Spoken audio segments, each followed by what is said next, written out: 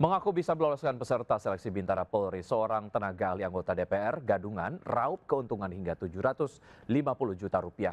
Polisi pun menggerebek pelaku di kamar kosnya di Kemayoran, Jakarta Pusat. Polisi.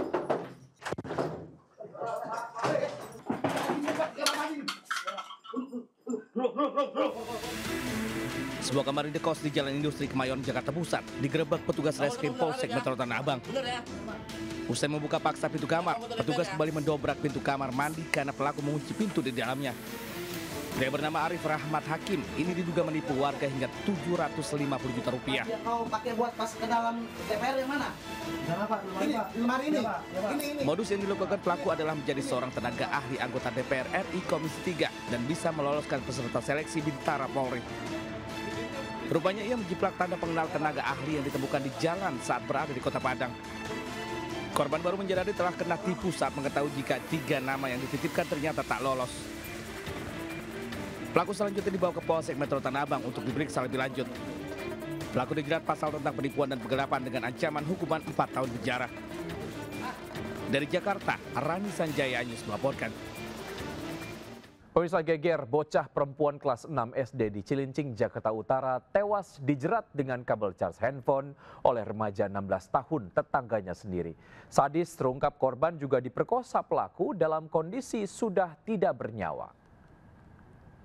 Begini orang ini, ya, jangan Warga emosi dan menghajar remaja 16 tahun pelaku pemerkosaan dan pembunuhan bocah SD di Kampung Sepatan, Rorotan, Cilincing, Jakarta Utara. Warga emosi atas perbuatan pelaku yang begitu tega merebut nyawa bocah tak berdosa tetangganya sendiri. VI, bocah 12 tahun di Cilincing, Jakarta Utara ditemukan tak bernyawa di salah satu rumah kontrakan dekat rumahnya. Jasad korban dalam kondisi lebam di wajah. Tragis, korban dibunuh dengan cara dijerat dengan kabel cas handphone. Tak hanya dibunuh, anak pemulung ini juga diperkosa oleh pelaku yang tak lain tetangga sendiri. Jadi udah posisi nggak bernyawa, terus udah nggak pakai celana, tapi pakai baju. Terus ini udah lebam, ya udah meninggal. Tak butuh waktu lama, pelaku langsung ditangkap polisi. Usai disemayamkan di rumah duka, jenazah korban dibawa ke Indramayu, Jawa Barat untuk dimakamkan. Dari Jakarta, tim Liputan iNews melaporkan. Pemirsa, gara-gara mabuk, pria di Kabupaten Timur Tengah Utara NTT menyerang 4 anggota keluarganya dengan senjata tajam. Akibat peristiwa itu, istri, ipar hingga keponakannya yang berusia 8 tahun tewas.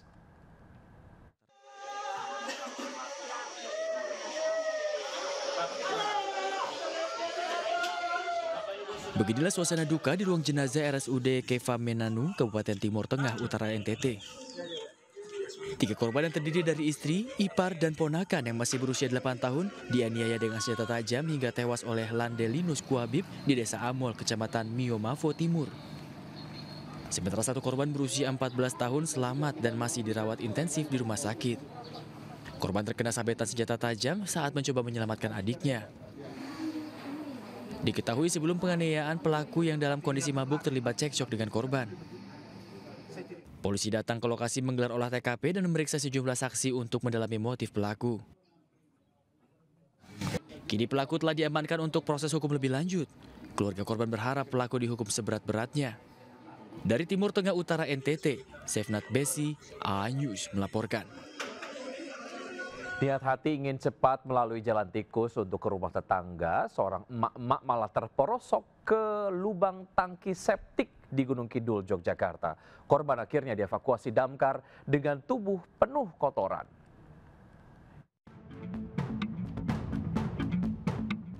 Petugas damkar segera datang dan mengevakuasi seorang emak-emak yang terperosok ke dalam lubang tangki septik sedalam 3 meter di Kabupaten Gunung Kidul. Saat evakuasi, korban nampak berlumuran kotoran yang ada di dalam lubang tangki septik. Tidak butuh waktu lama, korban dievakuasi dan disemprot menggunakan selang damkar untuk membersihkan kotoran yang menempel di tubuhnya. Beruntung, korban tidak menderita luka apapun. Kejadian ini berawal dari korban yang hendak berkunjung ke rumah tetangga. Agar lebih cepat, korban memilih melewati jalan tikus melalui bawah pohon bambu, bukan jalur biasa. Tanpa disadari, di sekitar lokasi terdapat lubang tangki septik yang rapuh.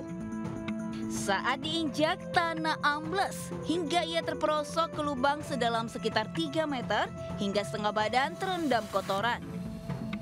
Usai kejadian, damkar kembali mengingatkan warga agar berhati-hati supaya kejadian serupa tidak terulang. Tim Liputan iNews melaporkan. 2 orang penumpang mobil tewas terbakar serta seorang lagi mengalami luka berat setelah mobil yang mereka kendarai menabrak pohon dan terbakar. Kecelakaan terjadi diduga akibat pengemudi mabuk saat berkendara.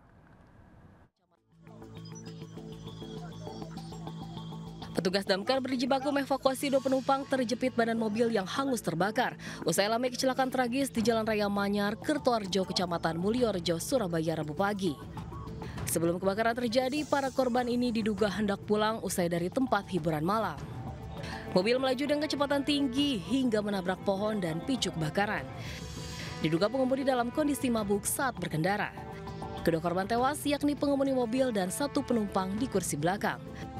Sedangkan 1 penumpang duduk di depan selamat alami luka berat. Kedua korban tewas dibawa ke kamar jenazah RSUD Dr. Sutomo, Surabaya. Kasus kecelakaan ini kini ditangani unit Laka Lantas Polrestabes Surabaya. Dari Surabaya, Jawa Timur, Yuda Prawira, iNews melaporkan. Sebuah bus antar provinsi mengalami kecelakaan lalu lintas di Sampang, Jawa Timur hingga terpelosok ke dalam kubangan drainase di sisi jalan. Akibatnya puluhan penumpang termasuk seorang bayi panik hingga ia dikeluarkan melalui jendela atau cerobong atap bus.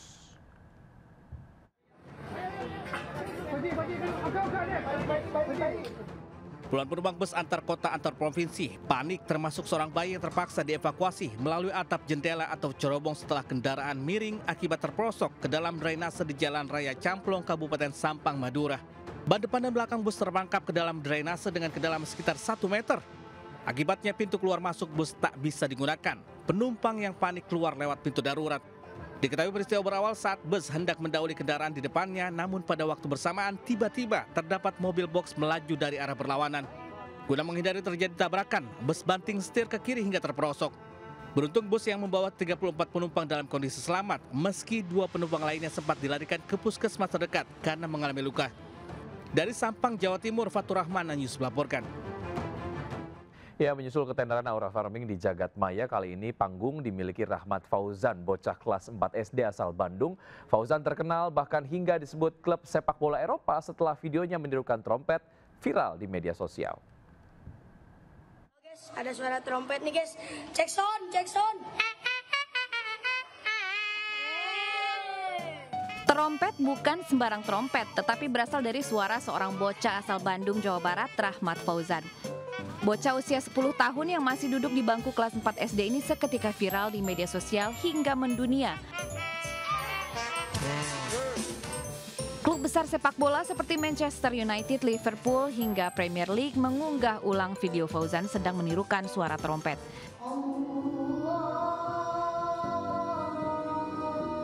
Selain mahir menirukan alat musik, alunan merdu suara Fauzan juga berkumandang lewat seruan azan. Rahmat Fauzan saat ini sedang menimba ilmu di Pondok Pesantren Al-Basyariah 1 Bandung, Jawa Barat. Keunikan bocah yang biasa dipanggil Ozan ini diketahui oleh gurunya saat sedang istirahat. Video suara trompet Ozan kemudian diunggah ke media sosial hingga akhirnya dikenal ke seluruh dunia. Dari Bandung, Jawa Barat, Ervan David, iNews melaporkan.